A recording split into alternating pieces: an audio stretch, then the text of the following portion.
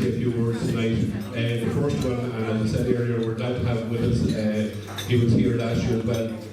Chairman of Longford County Board, Eamon Riley. Thanks, John. Reverend Fathers, ladies and gentlemen, first of all, I'd just like to say that I'm delighted to be here on St. Columba's Little Lads Night, and I'd like to thank you for your invitation. When I was here last year, I said it would take a big effort to repeat your achievements in 2016, but you not only repeated them, but you surpassed them in 2017 by retaining the County Cup, winning Division 1, the League Cup, and adding the Under-21 13-a-side competition. This was a great achievement by any standards, and congratulations to every concerned in this success. You certainly gave your supporters some hard fare in the earlier rounds of the championship, but the spirit that is in the team got you through in the end.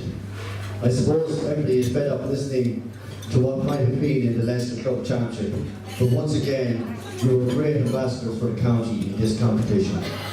This competition highlights the fact that there is not much between most club teams in the province, and your experience of the last 2 years should stand you in good stead in the 2018 Club Championship. To achieve the success you did takes great effort, and I would like to congratulate all the players involved. They are to be commended for the huge commitment that they have shown. The team plays attacking football in an attractive manner, and great credit is due to Mickey Graham and his management team in this regard.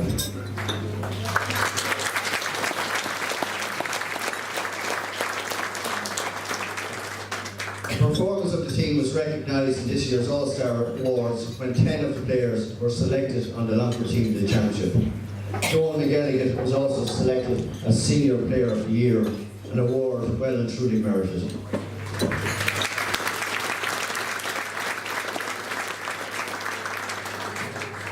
Donald is also captain of the Longford senior team for 2018, and I'd like to wish Donald and his fellow St. Columba's players who represent the county at under 17, under 20 and senior level all the best for this year's league and championship. As you know, the Longford footballers got off to a great start in Division 3 of the Alliance Football League by defeating Offaly in Tullamore on Sunday last. Hopefully they can continue their good form against Derry tomorrow's match. Success at any level could not be possible without a lot of work being done behind the scenes. St. Columba's are very lucky in this regard, as you have a very hard-working committee under the chairmanship of John Keegan looking after the club's affairs. I would like to thank Cara Dermody, who left no stone unturned in his preparation of the Longford minor team in 2017. But we're very unlucky to come up against a very strong Dublin team in the Leinster quarter-final.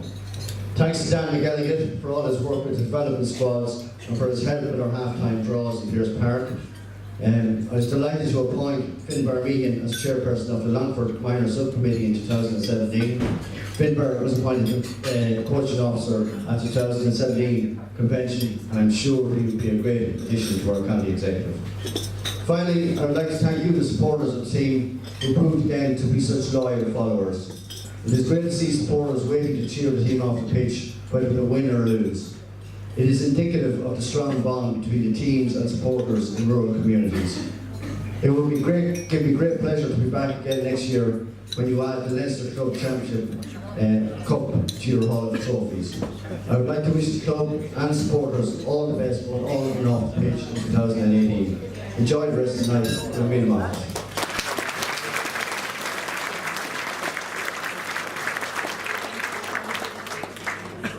Thanks very much, Eamon. The man I want to call is a fellow who's been at the cold place in Mullinalaghta football for a good many years. He's captain of the team. We'll give a big welcome to Shane Mulligan, please.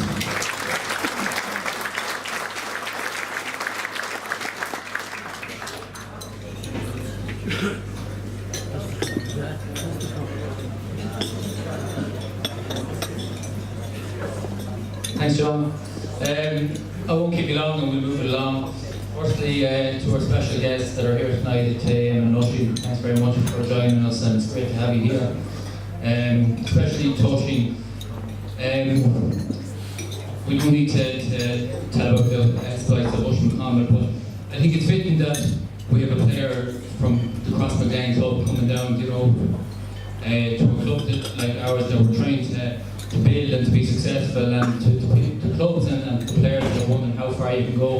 There is no other club than Crossmaglen, you know, that have proved that what can be achieved, you know, when the community puts their heads together. So thanks for being with us tonight, Ocean. I'd like to have you here.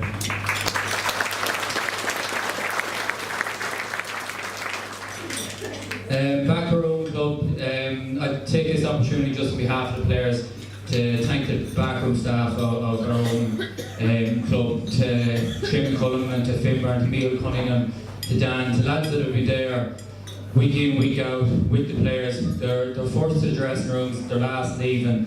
They don't always get the limelight, they don't always get the credentials, but without them lads, the tireless work to do, we couldn't achieve what we do. To set out the stalls, and we're very grateful, and thank you very much, and please God 2008 be good to us.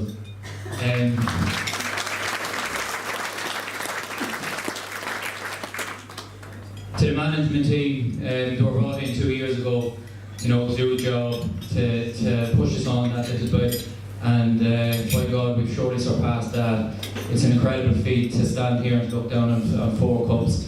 I stood here last year and I talked about that we may never be back again, and to enjoy it and all that, but little did I know that it was going to be bigger and better, and it's an amazing achievement, and the work to do, and to leave no stone unturned, be it Sean with the strength and conditioning, to John the stats, and to Mickey Graham. I can't say enough about them. We're delighted to have you. We're forever grateful, and it's onwards and upwards.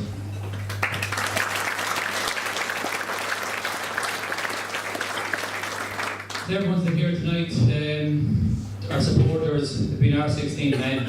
It was a difficult year, and we looked gone. You know, I think the video clip shows highlighted better than I can say in words.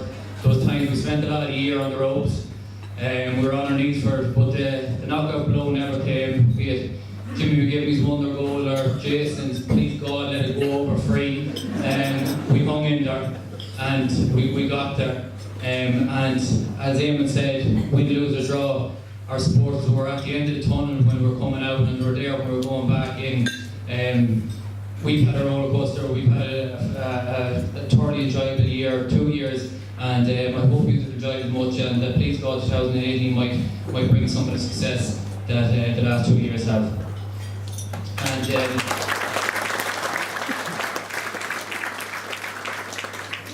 finally to the panel of players, as captain, words can't put in what these lads put in. It's just, they're ordinary men doing extraordinary things, and you know, above all dressing rooms I've ever stood in, there is no dressing room like Mullinalaghta dressing room. To the players, to unity, to community and everything like that, and please God 2018, and enjoy the rest of the night, and thanks for being here.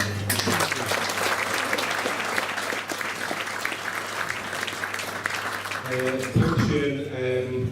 The next speaker I want is a little cabin man who made all this possible, I suppose.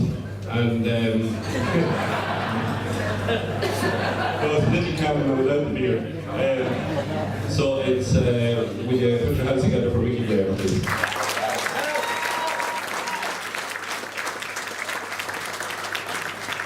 I appreciate that. Rob and my script there, because not covering everything I was going to say. But first of all, I suppose looking back in 2018, you just or 17, sorry, you just asked yourself, could I get any better than the year before? And I stood there probably 12 months ago, and I said to you that the lads, after achieving winning the championship in 2016, it was like a great weight was lifted off their shoulders. And it was a great relief to finally get over the line, and that now that they had got over the line, you know, that they were hungry for more, the taste of success, and I suppose they didn't want to be remembered as a one-hit wonder, that it was a once-off, it was never going to happen again, and I think that's what did them all last year.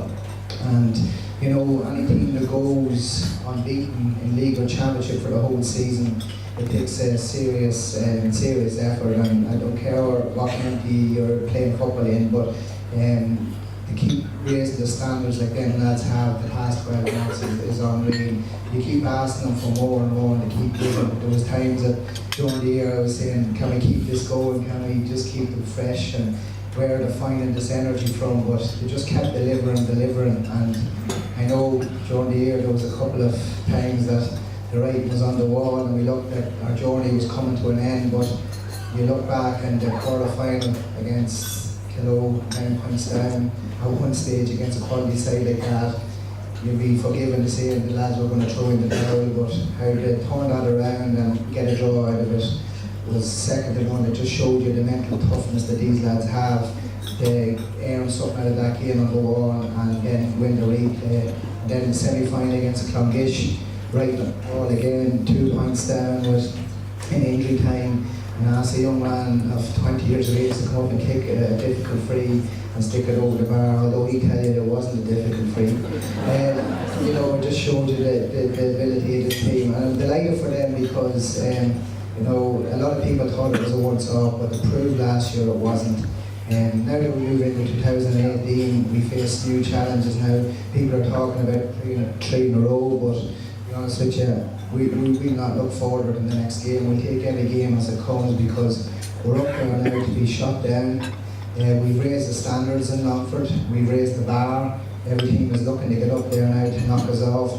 But this team is still getting better, it's still improving, let me tell you. I believe that this team hasn't reached its full potential yet, and if we keep the head down, keep working hard, keep our feet on the ground and not get carried away, I have no doubt that hopefully in 12 months' time we'll be back here celebrating again. So I hope you enjoy your night, and thanks very much for everything. Thank you.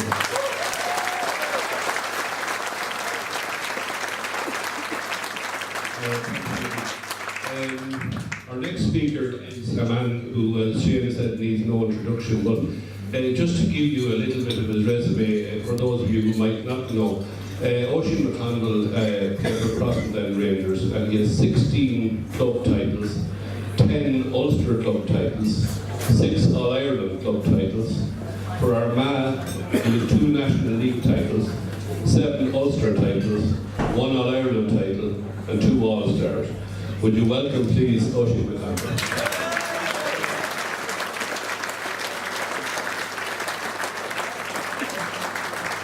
Thanks very much, and good evening, everybody. First of all, I want to thank you for inviting me here tonight.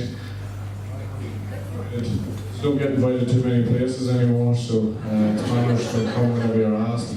I suppose one of the things about being here tonight, it's great to be here and to see all the silverware and see the success that you have had in 2017.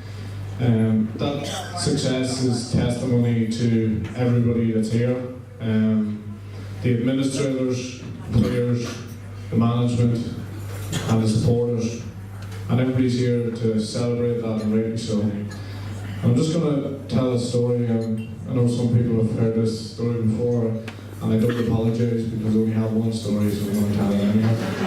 But it involves Armagh winning the All-Ireland 2002. Pat Spillane calls the famous Armagh 1 in a row team. But as part of winning the All-Ireland, you take the Sam Maguire Cup around lots of clubs and schools. The last school I had to take the cup to was my own ex-primary school, St Patrick's Primary School in Crossland. It was 1 o'clock on a Friday afternoon. There was 450 kids there. I'd answered 449 questions. What was it like to win All-Ireland? It was great. What was it like to miss the penalty? It was disappointing. What was it like to score the goal? It was all my dreams come true. But the reason why I'd only answered 449 questions and not 450 was because there was a little boy called Liam sitting at the front. And even at 7 years of age, believe me, he was a smart ass. He lived up the same street as me, and I said, I'm not even going to go to him. And he was holding his hand up with one hand and holding it up with the other. He had his hand in the air for about an hour and a half. He was a persistent little bugger. But eventually I turned to the headmaster and said, I think that's everybody, headmaster. She says, no, what about we Liam at the front? So I said, Liam, what did they ask me? He says, Oisin, don't mind me asking what time you're leaving because we had PE at 2 o'clock. So from that point, whenever I get the opportunity to speak in front of a microphone, I try to keep it as short and as sweet as possible. I did get my own back in Liam because he was in the senior panel when I was manager. I never gave him a minutes. But as I say, as part of being here tonight, it is the culmination of a lot of hard work. And I remember being down in Mullinalaghta, I can't remember how many years ago it was, but I suppose you were trying to get to a certain level. It's fair to say that you have got to that level and you sort of surpassed that. I think you know what's around the corner for you. There's bigger challenges. I think I come from a club and it's lovely to hear John talking about all the things that I want, especially when you've got an ego my size, but the things we won down through the years, and it was all a group of players who came together. Whenever we started to win, we liked the feeling of winning. We also liked the feeling of beating everybody around us. We liked the fact that people were jealous of us. When we were in the 17th of March 1996, we were at a competition in a place called Mullinalaghta. There was 4 teams involved in the competition and we won it. And we were all sitting around the hall like this and we were all watching the All-Ireland Club final. And there was a fella from our club called Ollie McEntee, who's part of Joe Kernan's background team. And at the top of his voice, he was at the bar, there was a few drinks on board, and the place was fairly quiet. And we were all sitting there in one corner, and there's another team in another corner, another team over there. And he shouted down at the top of his voice, "Lads, we're going to be up there next year." He pointed to the TV, and every single one of us started bowing our heads to pretend that he wasn't with us. Because we didn't believe that we were capable of achieving something like that, because we hadn't won a county title in 10 years. And we were up on that screen the following year, we were winning in All-Ireland. And we did that through sheer, total and utter hard work, through dogged determination. You have that dogged determination. I see it at first hand. I have I'm lucky enough to have David McGivney up playing in the college in Dundalk, although I haven't seen James's goal. I wish he was up. Not the other way.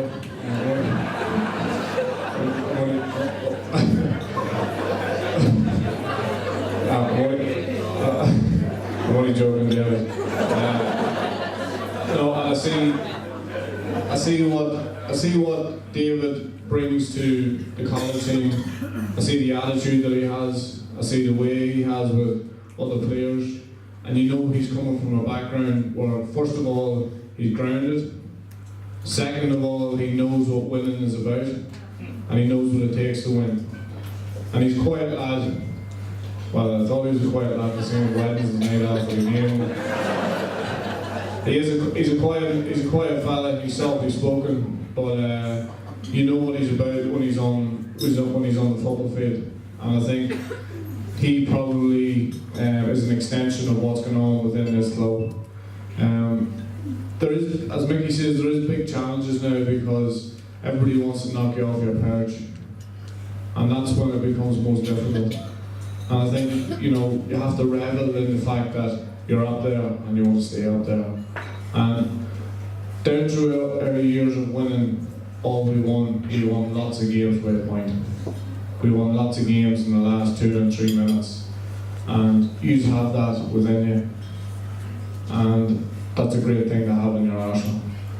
I want to again wish you all the best for the coming year, and I'm going to leave you with this. I suppose the biggest passion in my life is well-being, and the well-being of individuals, and the well-being of players who walk into a dressing room.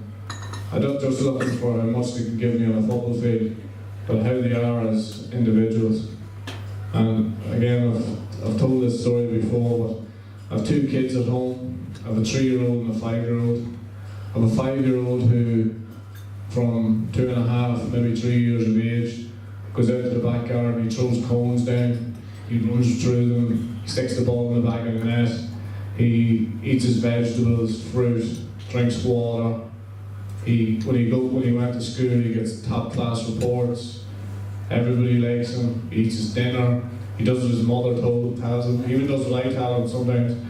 I have a 3-year-old who has been at play school now about probably 2 months. I think we've been called in about 56 times. He's not just terrorising the kids, but also the staff. And the reason why I say that is because they grew up in the same house, under the same conditions, and hopefully the same mother and father. And they are so different, they are poles apart. So you can imagine when you walk into a club, let's say tonight, or even into that changing room on a Tuesday and a Friday night, how many different characters you have in there, and how many different people that come from different backgrounds. What sort of a day we had. Some of us had a great day, some of us might have had a shit day. And it's all about thinking of that person in the whole. Because see, when I mention the holistic you or something like that, people go, ah, he's talking nonsense. But it is important that not only are you happy with what's going on in the field, but that you're happy with what's going on off the field. I had my struggles at times with addiction 13 years ago, and regardless of all the things that I won as a player, the biggest thing I got out of my club was that whenever the shit hit the fan in my life, that there was people there who were able to support me. That's way more important than all the things that I won down through the years. It was much more important to me because it sounds dramatic, but that was the thing that kept me alive at that time. These are a close-knit club, and I know that. And you just have to watch out for each other. Life and football throws lots of challenges at you. And you gotta get across those challenges. And the way to do that is together. And that's the way you'll be successful. I want to thank you again for inviting me down here tonight. It's an honour to be here. I want to congratulate you as a club for what you've achieved. And tonight is the culmination of a lot of hard work. So enjoy yourselves. Obviously not the county boys, but everybody else. Everybody else can go and enjoy themselves, because I say it is the culmination of a lot of hard work. There's a big season ahead. Draw a line in the sand tomorrow and take on all those challenges that you're about to meet in 2018. So thanks again.